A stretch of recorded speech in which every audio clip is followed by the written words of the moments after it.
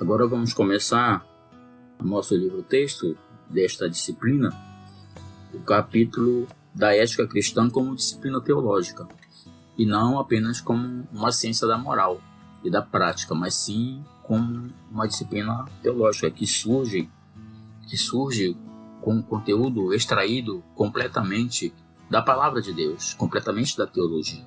Então, a ética cristã, dentro do sistema de estudo teológico, ela é uma disciplina que fica dentro da teologia sistemática e também dentro de uma teologia prática. Ou seja, ela fica dentro da área que estuda todo o corpo de doutrinas da fé cristã, mas que não fica só na teoria. É preciso que a gente viva essa ética no nosso dia a dia, na sociedade, como Jesus nos orientou a sermos sal e luz do mundo. Nessa perspectiva, ela passa a ser também um agente, uma parte da teologia prática, de colocar em prática aquilo que a gente tem aprendido na palavra de Deus. A ética cristã, nesse contexto, é o ensino sistemático da conduta e atitude em relação à vida para a qual Jesus nos chamou e nos fez nascer de novo nele, na pessoa dele. Por isso ela se preocupa com a vontade de Deus realizada em nossa vida. Em última análise, portanto, ética e teologia, isto é, ensino de Deus, de sua vontade, de sua ação, pelo fato de a ética cristã tentar descobrir as normas divinas para a conduta humana, ela se preocupa mais com a antropologia, com o estudo do homem, para observar regras, modelos, para que o homem, criado à imagem de Deus, siga essas regras, essas normas. Enquanto que a teologia sistemática ela se interessa principalmente pelo estudo de cada doutrina que fundamenta a nossa fé. Interessa-se, portanto, objetivamente pela teologia. De fato, a ética assemelha-se muito à antropologia, à sociologia e à filosofia em sua essência. Porém, a ética cristã não é descritiva como a ética geral, ela é normativa, uma vez que parte da suprema revelação de Deus e de suas doutrinas através da teologia sistemática para decidir valores e princípios que emanam de Deus para que nós possamos viver na prática essa vontade de Deus para nós, fundamentando assim a teologia prática. Muitos teólogos compreendem a ética cristã como parte da teologia sistemática, outros como sendo equivalentes, companheiros, outros ainda como disciplinas que se complementam, ou seja, a sistemática fala das doutrinas, dos conceitos, do que é a vontade de Deus, e a ética pratica, entra no contexto da teologia também, teologia prática, chamada hoje de teologia prática, aquilo que é aprendido para que seja exercido nos nossos ministérios, nos nossos chamados para fazer a obra de Deus. Quando separamos totalmente a ética da teologia sistemática, corremos o sério risco de reduzi-la a uma mera reflexão sociológica, antropológica, psicológica até.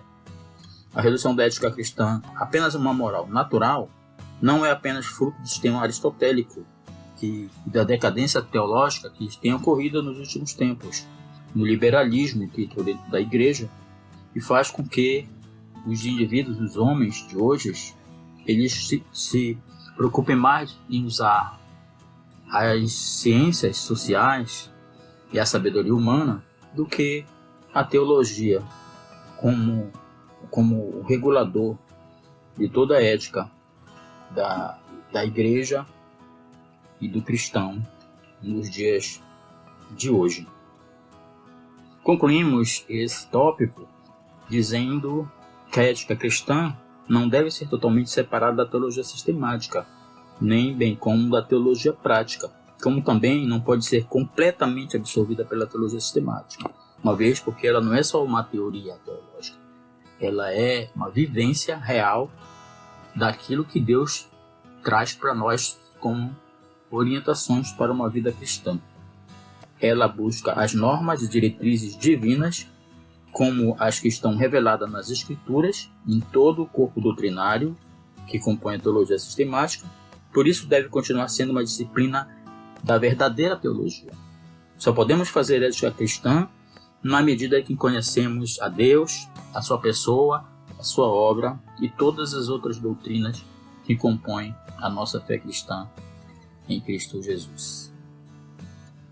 Entramos agora no tópico do nosso livro-texto que fala das bases da ética cristã. Como já falamos nos tópicos anteriores, a ética cristã ela tem como base principal a palavra de Deus. Todos os princípios que estão contidos na palavra de Deus.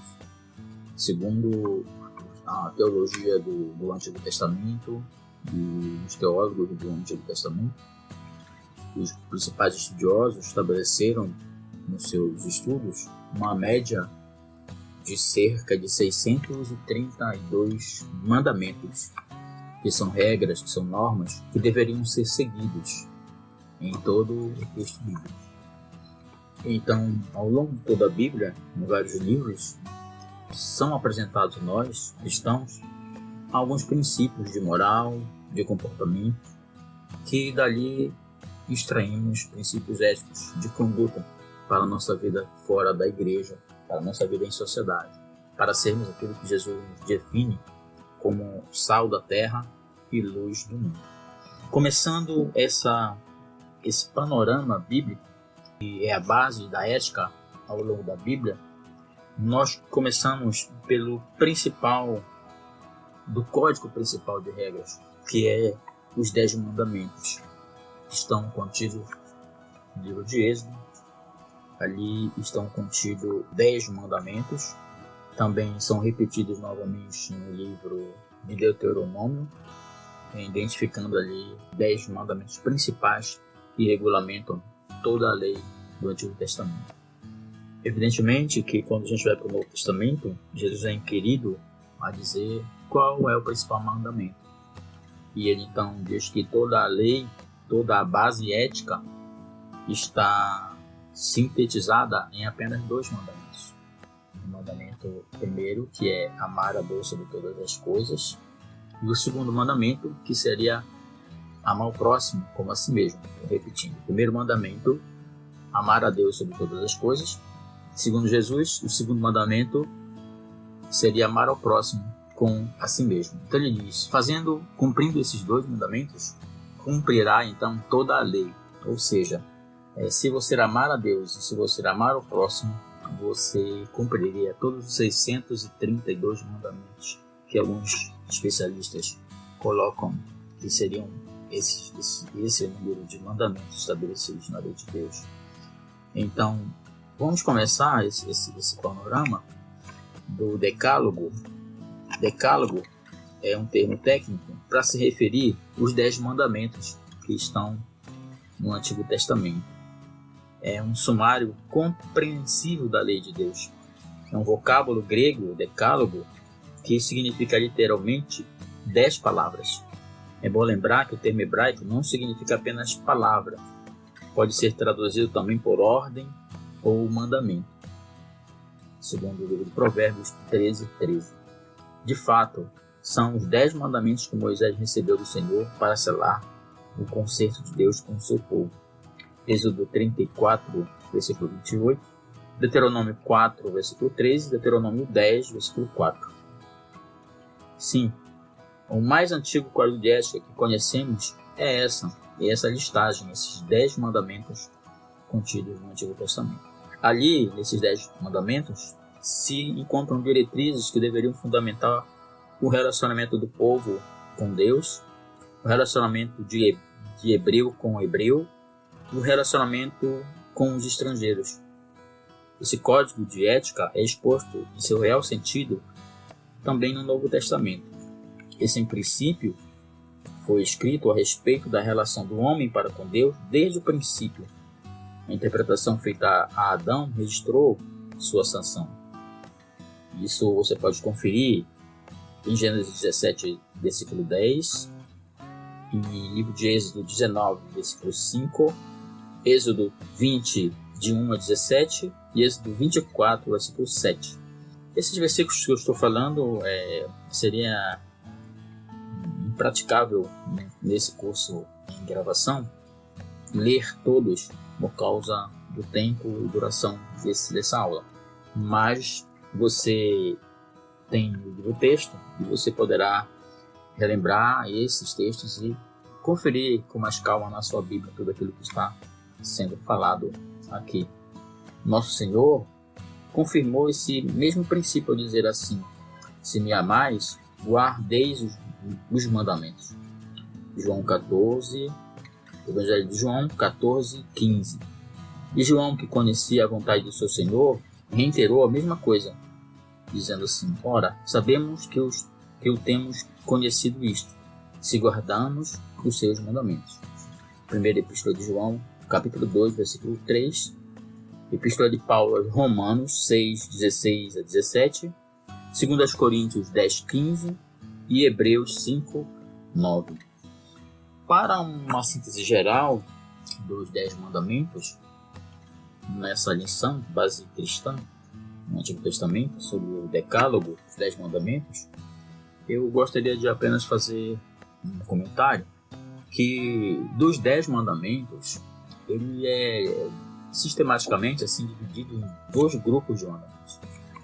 Os 4 primeiros mandamentos tratam da relação entre o homem e Deus, uma relação assim vertical, o homem para Deus. São mandamentos que se referem a Deus, deveres para com Deus. E os 4 primeiros e os 6 segundos mandamentos, o segundo grupo de 6 mandamentos, que vai somar com os 4 ficará os 10, esses 6 mandamentos seguintes, eles dizem respeito, a partir do 5º, iniciam-se as leis a respeito da relação, do relacionamento entre os homens, entre homem com o homem com o próximo. É deveres para com o próximo. Os 4 primeiros, deveres para Deus, vertical, o do homem para Deus, e os 6 últimos mandamentos, deveres com o próximo, é o relacionamento entre os homens, relacionamento horizontal. Por isso essa divisão é importante. Quando Jesus fala que são só 2, ele queria didaticamente falar aos fariseus exatamente isso, que os 4 primeiros mandamentos falam tudo que precisa falar de relacionar com Deus, e os últimos 6 mandamentos também falam do próximo. Então, o primeiro 4 significa o primeiro mandamento que Jesus falou: amar a Deus sobre todas as coisas, tudo diretamente a Deus, amar a Deus. E os 6 mandamentos finais seriam amar ao homem, amar ao próximo como a si mesmo. São os mandamentos que Deus estabeleceu. Quando você soma, como se fosse na matemática, somar os 4 com os 6, que vai dar os 10, há um objeto comum ali nos 2 mandamentos que Jesus falou, que é o amor. Amar a Deus e amar ao próximo. Então, por isso o apóstolo João, nas suas epístolas, diz que Deus é amor. Então, o mandamento, na verdade, é o amor. O amor é o maior mandamento que existe. Se você amar a Deus, você está bem com Deus. Se você amar ao próximo, você não vai matar, não vai roubar, não vai adulterar, porque você ama. Quando você ama, você não é capaz de fazer a maldade. Então, a síntese da ética cristã, baseada no que nós estamos estudando aqui do Antigo Testamento, é o amor universal de Deus para com o homem, de homem para com Deus. O amor é o princípio de todas as coisas. Todas as coisas convergem para o amor. Vamos agora fazer apenas uma leitura rápida dos 10 mandamentos. Os 4 primeiros, que regulamentam, tratam da relação entre homem e Deus, são os deveres para com Deus. Primeiro mandamento: não terás outros deuses diante de mim.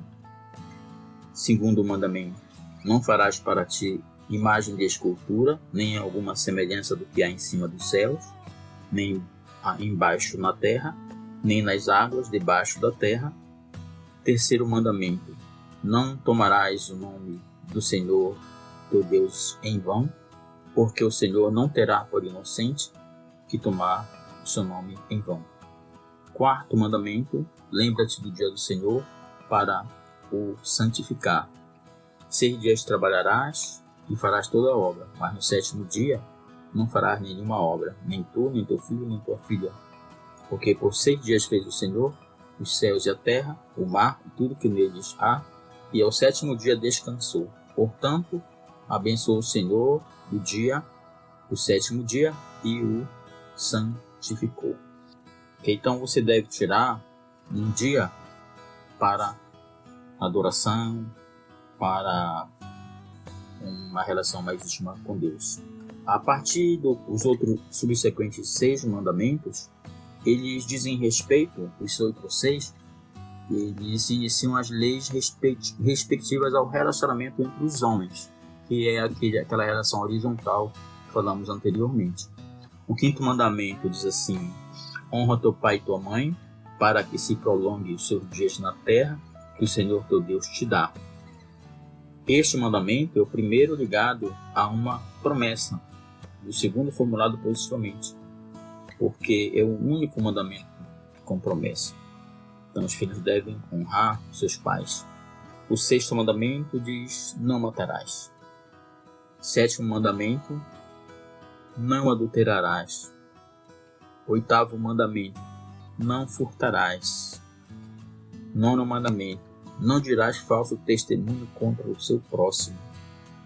E 10º mandamento: não cobiçarás a casa do teu próximo. Não cobiçarás a mulher do teu próximo, nem o servo, nem a sua serva, nem o seu boi, nem o seu jumento, nem coisa alguma do seu próximo. Então, essa é a ética do decálogo, dos 10 mandamentos, onde Deus coloca princípios que são universais, são princípios que regulamentam toda a vida. Como já falamos antes, esses 10 mandamentos eles são aplicáveis a qualquer situação, né? No seu livro texto, esses tópicos, cada um desses mandamentos são explicados com mais detalhe. Por isso, você deve ir à leitura do livro texto, à leitura da Bíblia, para que você obtenha uma maior aprendizagem, uma alta aprendizagem sobre esse tópico que estamos tratando nesse momento, que é a ética do decálogo, dos 10 mandamentos.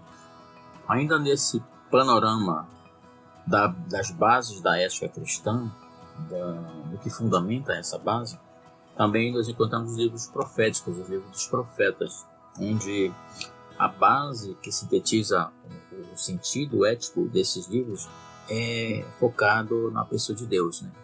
A teologia pura, como a gente já falou. Não dá para dissociar a ética cristã da teologia, porque toda a ética cristã provém da teologia, provém da revelação bíblica de Deus. Entendemos que, entendam o seguinte, quando eu falo de teologia, eu me refiro ao objeto de estudo da teologia, porque não se faz teologia sem Bíblia, sem a palavra de Deus. O objeto de estudo da teologia é as Sagradas Escrituras, a palavra de Deus. O teólogo não pode usar outro objeto, outra fonte, outra matéria-prima para fazer qualquer reflexão teológica, a não ser as Escrituras. Quando você reflete acerca de Deus, da obra de Deus, quando você faz teologia fora da Bíblia, você não está fazendo uma teologia pura, teologia autêntica, você está fazendo uma pseudo-teologia. Na verdade, é uma opinião sua ou de outra natureza, mas que não provém da Escritura. Porque quando você faz teologia das Escrituras, é Deus falando. Quando você faz fora da Escritura, é você, outra coisa, ou um livro, ou outro teólogo, outro autor falando. E nunca é Deus falando. Então tome muito cuidado, porque todo teólogo, de verdade, teólogo homem de Deus, ele extrai toda a sua reflexão, toda a sua pregação da Bíblia Sagrada, cumprindo aquele primeiro tópico da Reforma Protestante, né, de Martim Lutero, que é só a Escritura. Só a Escritura. Só a Escritura é a nossa regra de fé e prática. E os 2 princípios fundamentais éticos nos livros proféticos da Bíblia é que Deus é único, é a doutrina da unidade de Deus, e que Deus é santo, a doutrina da santidade de Deus. Tá? Então isso é importante para nós entendermos isso. Fazer teologia é ter uma vida crendo que Deus é o Senhor e crendo que Deus é santo em tudo aquilo que Ele fez, que faz, que Ele fez, que Ele se revelou, tudo que está nas Escrituras é para o nosso crescimento. Chegamos também, já agora no Novo Testamento, como a disciplina ética cristã, obviamente o sistema de regras e normas para os cristãos, para a Igreja de Cristo. E a Igreja de Cristo é fundamentada no Novo Testamento. Tudo que nós precisamos saber acerca da Igreja do Senhor Jesus está, segundo Jesus, segundo o apóstolo Paulo também, ele diz que está nas palavras de Cristo e dos apóstolos. Porque se nós formos entender o Novo Testamento, assim, rapidamente falando, ele é composto da vida de Jesus, que são os evangelhos, e da vida dos apóstolos, dos escritos dos apóstolos, que são as epístolas que eles escreveram. Lembrando que o livro de Atos é um livro histórico, foi escrito pelo evangelista Lucas, escrito por Lucas, mas com supervisão de Paulo direto. Narra a vida de Pedro e de Paulo e narra as viagens missionárias para a expansão da igreja no primeiro século com Paulo. Lucas era o seu companheiro de viagem e ele transcreveu tudo que acontecia naquele momento. E além das epístolas, são 21 epístolas, também tem o livro de Apocalipse, né? O livro de Apocalipse, que é uma carta também, no sentido geral, é uma carta, é a revelação de Jesus Cristo, é o próprio Senhor Jesus que se revelou e orientou João a escrever aquelas visões que ele teve na ilha de Patmos. Então, o próprio autor, né, do último livro do Novo Testamento é o Senhor Jesus. Então, nós temos que observar que em todo o Novo Testamento há uma presença muito forte dessa ética cristã, que principalmente fundamenta a nossa vida, nosso dia a dia, o nosso proceder, o nosso caminhar com Cristo, em todas as situações que temos na vida. Seria aqui impossível citar todos os versículos que falam da maneira como devemos viver. À medida que nós vamos prosseguindo no nosso estudo, discutindo problemas específicos na nossa vida, veremos que a Bíblia tem sempre alguma coisa a nos dizer sobre o que está acontecendo. Tá? E dia a dia nós vamos lendo as Escrituras, lendo as epístolas, lendo os Evangelhos, e vamos entendendo melhor tudo aquilo que estava acontecendo naquela ocasião, por escrito, e que tem servido para toda a igreja nos dias atuais. Então, é um texto interessante do Novo Testamento que eu queria compartilhar com os irmãos, com vocês, com nossos alunos, e está também aí no nosso livro, texto da disciplina ética, se diz respeito às bem-aventuranças, né? É o sermão chamado Sermão das Bem-aventuranças. É uma pregação que Jesus fez, está registrado integralmente no livro de Mateus, pequenas porções no livro de Lucas, mas no livro de Mateus ela tem completa o Sermão das Bem-aventuranças. E ali o Sermão das Bem-aventuranças é como se fosse um paralelismo com os 10 mandamentos lá de Moisés. Então, é muito interessante essa integração entre o Antigo Testamento e o Novo Testamento, a Antiga Aliança e a Nova Aliança com Cristo. No Sermão das Bem-aventuranças, também é chamado de Sermão do Monte, Jesus falou uma série de coisas, de ensinamentos que norteariam a vida dos crentes a partir daquele momento. O Espírito Santo tratou ali naquele momento de dizer de como aquilo que Jesus estava ensinando redundaria num crescimento espiritual para nossas vidas nos dias de hoje. Um dia Jesus subiu naquele monte e sentou-se ali com os seus discípulos, e depois chegou a multidão em volta, se juntaram ali, e então Jesus começou a proferir esse sermão. E Jesus, vindo à multidão, então se começou a falar e, abrindo a sua boca, ensinava ali, todos ouviam. Está registrado em Mateus capítulo 5. Os ensinamentos vai do capítulo 5, que contém as bem-aventuranças principais, mas se estende esse sermão de Jesus até o capítulo 7 e 8, ainda tem um resíduo de ensinamentos.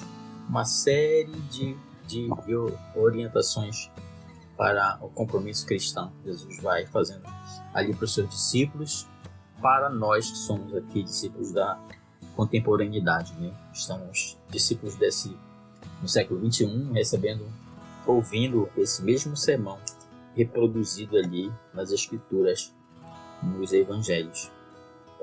Jesus diz assim, algumas bem-aventuranças que eu vou falar aqui, não vamos trabalhar cada uma, porque está no livro texto e vocês precisarão ler, mas Jesus fala assim: bem-aventurados os humildes de espírito, bem-aventurados os que choram, bem-aventurados os humildes, bem-aventurados os que têm fome e sede de justiça, bem-aventurados os misericordiosos, bem-aventurados os limpos de coração, bem-aventurados os pacificadores, bem-aventurados os perseguidos por causa da justiça. Então, agora eu falei rapidamente, com a questão para vocês, pelo tempo muito curto, mas eu queria deixar vocês terem essa experiência, pessoal, de lerem o capítulo 5 de Mateus na íntegra, que trata das bem-aventuranças, e estando a leitura até o capítulo 7, comecem a ler assim, meditando, à medida que for lendo, escreva em seu caderno, anote a parte de cada versículo que fala como Deus irá recompensar as pessoas descritas a cada aventurança, a cada bem-aventurança, cada bem-aventurança tem sempre algo de recompensa. Você recebe de Deus uma recompensa. Em geral, é porque deles é o Reino dos Céus. É uma maravilha de Deus esses ensinamentos éticos que nós recebemos nas Escrituras. Tá bom? Também aqui no nosso estudo do Novo Testamento, nessas questões que você vai observar aqui no seu livro de consolidação, de complementar, de apoio, né? Livro texto. Além da bem-aventurança, você vai verificar a ética nas epístolas, não Romanos, 1 Coríntios, 2 Coríntios. Em todas as epístolas tem sempre um conteúdo de ensinamento ali contido, que você vai estudar cada uma delas e vai verificar isso nesses estudos que você irá fazer. São coisas maravilhosas que Deus tem reservado para vocês, tá bom? Que Deus abençoe. Até aqui, eu diria Ebenezer, termo uma expressão hebraica que significa até aqui o Senhor nos tem abençoado. Parabéns para você que está assistindo essa aula, porque eu estou aqui dando a aula e estou aprendendo muito. Espero que vocês possam aprender a cada dia mais, crescer no conhecimento de Deus e da sua palavra.